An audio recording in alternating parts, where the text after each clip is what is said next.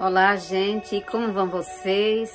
Espero que estejam todos bem e desde já eu quero pedir desculpa pela minha demora, mas é porque eu não estou tendo tempo, mas eu não vou desistir, então eu peço para vocês, continuem assistindo os vídeos, compartilhem, porque eu não estou desistindo, tá? É porque realmente eu não estou tendo tempo, mas eu continuo acreditando que Deus vai abrir uma condição melhor, né? E para mim ter mais condição de fazer um trabalho melhor, né? Para mim ter essa condição, porque realmente eu não estou tendo, né, o tempo que eu preciso ter. Mas eu continuo acreditando que Deus vai proporcionar essa condição melhor. E, é claro, eu vou precisar também da ajuda de vocês, né? Assistindo, compartilhando. Eu sei que preciso melhorar muito, mas realmente eu preciso de tempo para isso, né? E, claro que eu sou novata, né?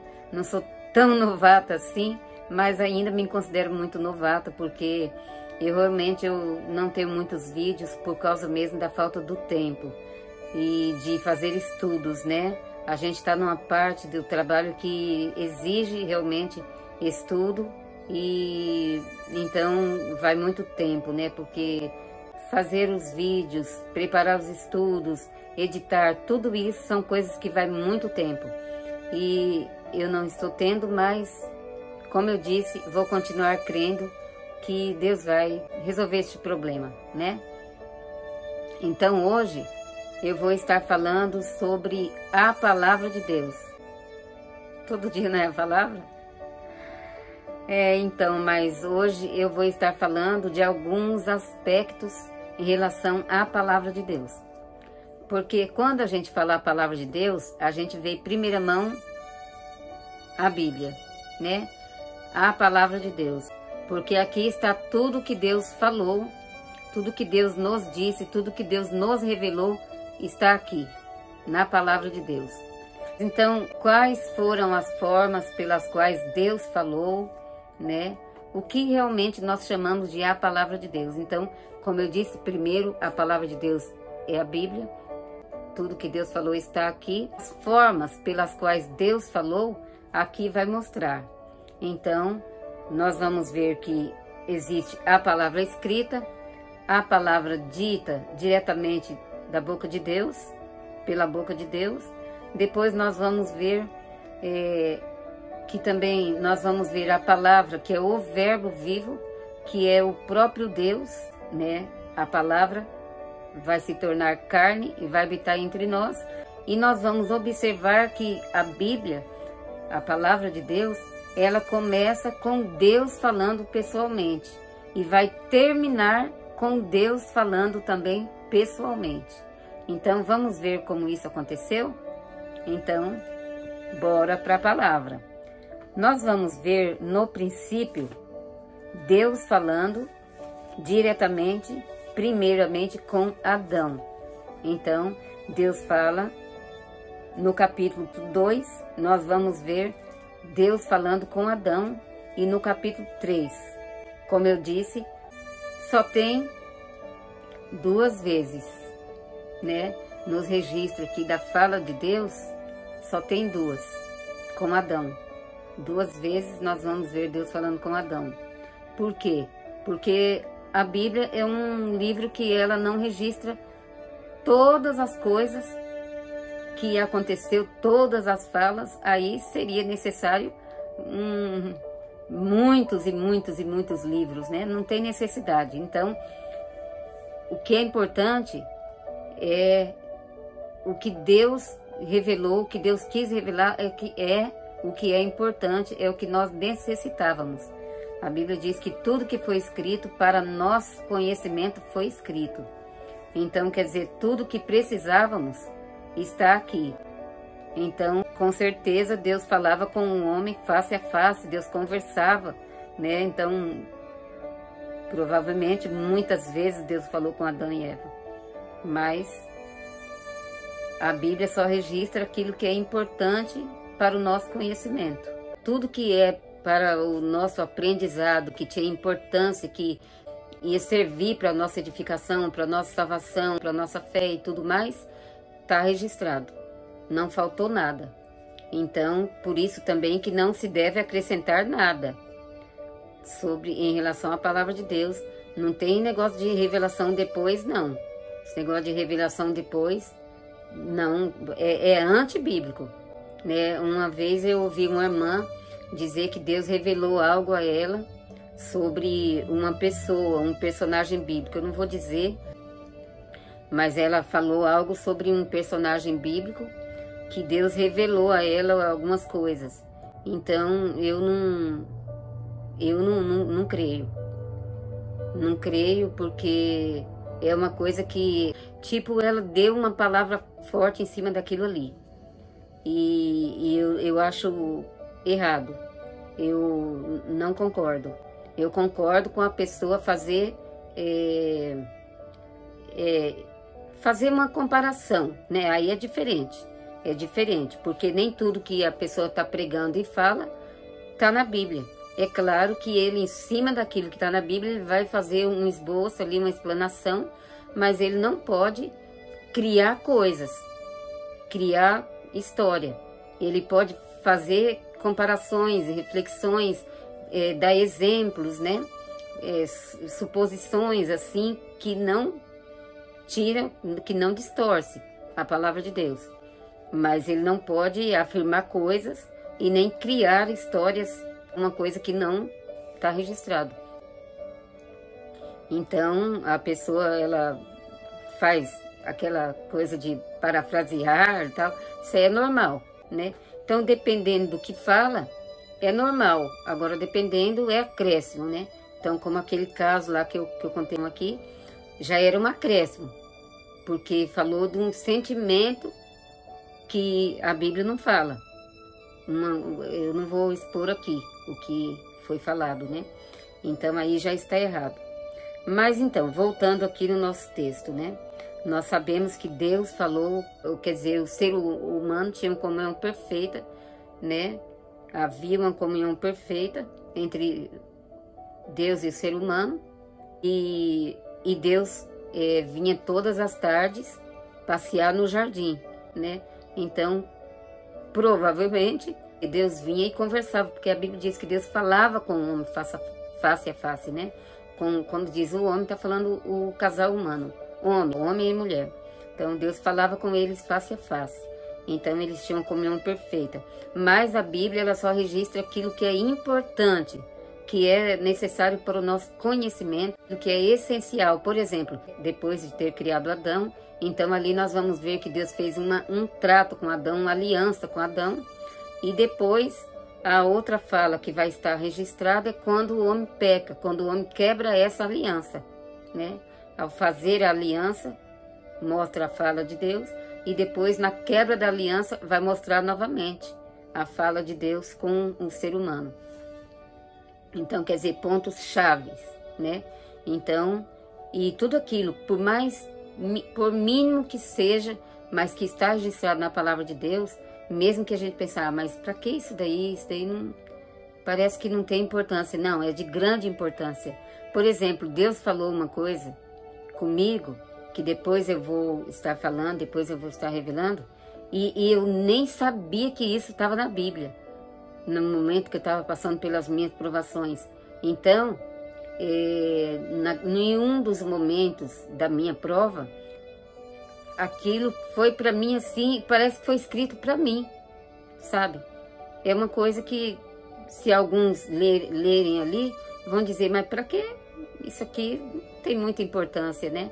Mas eu até pensei, meu Deus, será que Deus escreveu isso? Porque Deus sabia que tudo isso ia acontecer e um dia eu ia chegar nesse ponto exato que eu ia precisar dessa palavra? Será possível? Porque parece que foi escrito para mim aquilo ali. Então, nada é desperdiçado. Tudo que foi escrito, que foi registrado, é porque tinha necessidade de nós entendermos e de chegar ao nosso conhecimento, né? Então, portanto, essa é a situação, né? Deus falou tanto com Adão e Eva, eu acredito que Deus falou muitas vezes. Esses personagens que eu vou dizer também, vou estar fazendo algum comentário, Deus falou mais vezes, alguns deles têm mais versículos, capítulos onde Deus fala, mas eu vou estar falando uma vez só. Nós vamos ver Deus falando com Noé, né? E depois nós vamos ver Deus falando com Abraão, Isaac e Jacó, com Moisés, e depois com a totalidade da nação de Israel. Então, nós vamos ver que depois que o pecado entra no mundo, nós vamos ver que ali, pertinho já, porque às vezes a gente pensa, mas pertinho, passou muitos anos, milhares talvez. Não, foi muito perto mesmo. Por exemplo, da criação até o dilúvio, foi 1650 e poucos anos. Eu não vou dizer aqui agora, porque no momento eu não estou com o estudozinho que eu fiz, né? Que eu preparei um estudozinho, claro que eu busquei também, né? Não é eu que fiz as contas todas, imagina. Ruim de conta do jeito que eu sou, péssima. Se é uma matéria que eu sou, ó, é matemática, zero para mim. Então, olha só, 1600 e poucos anos da criação, gente, até o dilúvio. Meu Jesus, olha que coisa, como o pecado é terrível. Com tão curto prazo, o mundo já estava afundado no pecado, ao ponto de Deus precisar tomar uma atitude de destruir tudo por causa do pecado. Imagina, se com 1000 e poucos anos Deus foi obrigado a tomar essa decisão. É claro que Deus não ia fazer isso com prazer, com tristeza, né? Que com certeza Deus fez isso com tristeza, com muita tristeza, com muito pesar, porque o desejo de Deus não é destruir. O desejo de Deus é construir e não destruir. Mas Deus, ele chegou ao ponto que ele teve que fazer isso, porque não tinha outra alternativa. Porque eu particularmente, eu acredito que se Deus não tomasse uma atitude assim, eu acho que a humanidade não chegaria a nós, né? Porque a maldade, né, que a gente vê, para Deus chegar num ponto desse, a maldade estava muito terrível na Terra, muito terrível. E agora muitas vezes a gente pensa, por que Deus não destrói? Então Deus está aguentando tudo isso, porque a maldade hoje está insuportável. Mas Deus, como eu já disse em um vídeo, né? Deus não sai destruindo aqui um mal daqui, outro maldoso dali, Deus destruindo assim, porque senão, na verdade, Deus abomina o pecado, o mal, em geral. E se Deus fosse fazer justiça mesmo, nesses tempos todos, então Deus ia exterminar com a humanidade, pouca pessoa ia sobrar. Ou se ele fosse fazer a justiça completa, plena, total, ele ia ter que destruir todo mundo, como eu disse em um vídeo, pôr tudo num pacote e jogar lá dentro daquele lugar que vocês sabem, né, na condenação. Porque Deus não suporta pecadinho nem pecadão, todos é abominável diante de Deus. Não são iguais, claro, né? Não são iguais. Tem gente que fala, todo pecado é igual. Pecadinho, pecadão, não.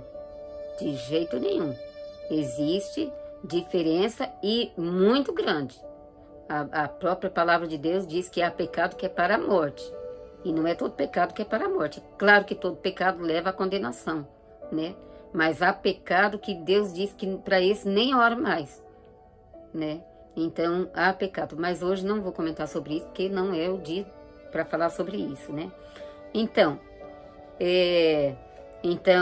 pouco tempo depois da queda humana, já vemos que Deus destruiu, né, por causa do aumento do pecado, porque o pecado ele cresce como erva daninha, é como atear fogo no capim. o pecado, ele cresce dessa forma. Então, todos nós, como filhos de Adão, somos pecadores, né? Somos descendentes de Adão e Eva, então somos todos pecadores. E como eu disse, né, antes, né? Não escapa um como filhos de Adão. Mas, por causa da natureza de Adão, que foi degenerada, ele sofreu a degeneração da natureza. E quando ele sofreu a degeneração, o ser humano estava nele como semente, né? Eu ouvi uma pessoa dizer, né, assim, que Jesus nasceu sem pecado. Claro que Jesus é Deus, ele é santíssimo, ele é perfeito. A pessoa não quis questionar isso. Mas ao nascer como ser humano, como ele não foi contaminado com a natureza do pecado, ele tinha a natureza humana, mas ele não tinha a natureza do pecado, é claro. Isso porque Jesus nasceu como Adão antes da queda. Ele não veio com Adão, com a natureza de Adão caído, gente. Mesmo porque ele não poderia ser o sacrifício perfeito com a natureza de Adão depois da queda. Porque ele não seria o sacrifício perfeito. Ah, mas e se ele não pecasse, mesmo como ele não pecou, né? E ele continuasse, mesmo que ele tivesse essa natureza, ele fosse assim, sem pecar, né? Então, ele poderia ser o sacrifício perfeito. Não, não poderia. Porque ele teria pecado. Não pecado na prática, ele teria o pecado natural, né? Porque nós também, quando nós nascemos, nós já somos pecadores. Mas como assim, se é inocente, nem pecou ainda? Somos pecadores por natureza. Ainda que não praticamos, mas já somos pecadores por natureza. A sementinha do pecado já está em nós, então nós somos pecadores por natureza. Não precisa ninguém ensinar uma criança a pecar. O pecado já vai se desenvolver nela, na medida que ela vai crescendo, o pecado já vai se desenvolvendo. Porque já está lá dentro. Então não é o caso de Jesus. Jesus, ele não tinha o pecado da natureza. Ele era semente santa. Ele era na forma original da criação. Porque Deus criou o ser humano santo. Então Jesus veio como o ser humano que Deus criou. Santo, né? Adão, então ele, por isso que ele não pecou, então. Se ele não tinha a natureza do pecado. Mas Adão era santo. E Adão não pecou? Pecou. Eva também não pecou? Pecou. E Jesus pecou? Não. Então o primeiro Adão falhou, mas o segundo não. Se o segundo falhasse, nós estávamos fritos. Mas o segundo Adão não falhou. Então, ele foi perfeito. E ele não foi perfeito porque Eva era santa. Porque Maria era santa. Mas deixa eu falar da Eva primeiro. Eu ouvi alguém dizer que Jesus, ele não se contaminou com a parte da nossa natureza, a parte pecaminosa, porque a Eva não foi contaminada. Gente, isso é um engano muito, muito, muito grande. Não estou dizendo que a pessoa que falou isso, falou por maldade. Mas engano que eu estou dizendo não é engano de maldade, é engano de falta de entendimento. Nada a ver. A Eva pecou também. A Eva não ficou impune, não. Ao contrário disso, ela foi a primeira a pecar, né? Embora a Bíblia diz que Eva foi enganada e que Adão não foi enganado, né? A Eva, ela foi enganada, de verdade, né? Mas o Adão não foi enganado. E de verdade, nós nascemos pecadores. Na verdade, não é por causa da Eva, não. É por causa do Adão. Porque a Eva pecou também. Mas a semente vem do homem. E nós não estávamos um pouquinho na Eva, um pouquinho no Adão, não. De jeito nenhum. A semente é o que vai ser gerado, vai ser colocada a semente na mulher, é a partir dali que vai começar a ser gerado. E aí vai ocupar o óvulo, as coisas que tem na mulher para formação. Então, mas aí a semente, primeiro a semente tem que vir para a mulher. Então, nossos ancestrais estavam em Adão. É por isso que a palavra de Deus diz que em Adão todos nos tornamos pecadores. Todos pecamos em Adão, porque os nossos ancestrais estavam em Adão em forma de semente. É o homem que traz a semente. Então, na verdade, nós somos pecadores por meio de Adão. Embora ambos pecaram, ambos se corromperam, ambos sofreram a degeneração, ambos foram culpados diante de Deus, mas a contaminação que passou para nós passa por meio de Adão. Outro ponto que é importante, claro que a gente já sabe, mas é importante aqui salientar aqui esse ponto também, que Jesus ele não nasceu puro por Maria ser pura. Maria era filha de Adão, descendente de Adão. Mesmo tendo a descendência, sendo filho da mulher, né? Ele não nasceu contaminado com essa parte do pecado. Ele nasceu com a natureza humana, mas não com essa parte do pecado. Ele nasceu com a natureza de Adão antes da queda, porque essa natureza, ela é transmitida pelo Pai. E olha, quem disse isso? A ciência. A ciência descobriu isso. Que é pela parte do Pai, que a parte da natureza contaminada, eu não sei como a ciência descobriu, se bem que eu ouvi, mas eu não consigo explicar. Ele descobriu que é o Pai que transmite esse fator, né? Eu não sei explicar, eu estou até procurando o vídeo onde eu vi o cientista explicar isso.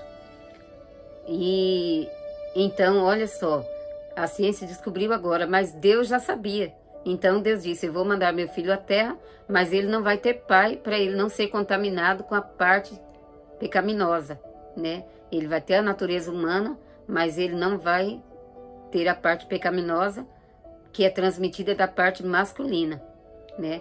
Então, por isso que Jesus, ele nascendo de Maria, que é pessoa, ser humano normal, como nós, ele não foi contaminado com a parte do pecado, porque não é transmitida pela parte feminina, mas pela parte masculina, pela parte paterna e não pela parte materna.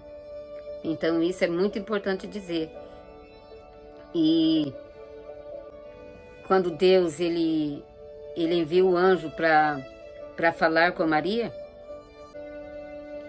ele diz assim, o ente santo que de ti há de nascer será chamado Filho de Deus, né? Quer dizer, não era exatamente filho no sentido filho, né? Como os outros filhos que Maria teve, né? Era filho porque mas era uma encarnação, né? Não é reencarnação, gente. Não entenda mal, não é reencarnação. A Bíblia não fala de reencarnação. É antibíblico. Estou falando a Bíblia fala de encarnação. Esse ser vivo, esse verbo vivo veio, né? Esse ente santo nasceu, encarnou no ventre de Maria, pelo poder do Espírito Santo. Então, ente, a palavra ente, significa, como o anjo diz, o ente santo que de ti há de nascer, ente é uma substância do verbo ser. Então, quer dizer, este ser que vai nascer em você é um ser, significa aquilo que está sendo, está sendo, né? Este que está sendo, que é eternamente, que permanece sendo para sempre, né? Por isso que Deus disse assim, eu sou, né? Porque Ele é, eternamente Ele é.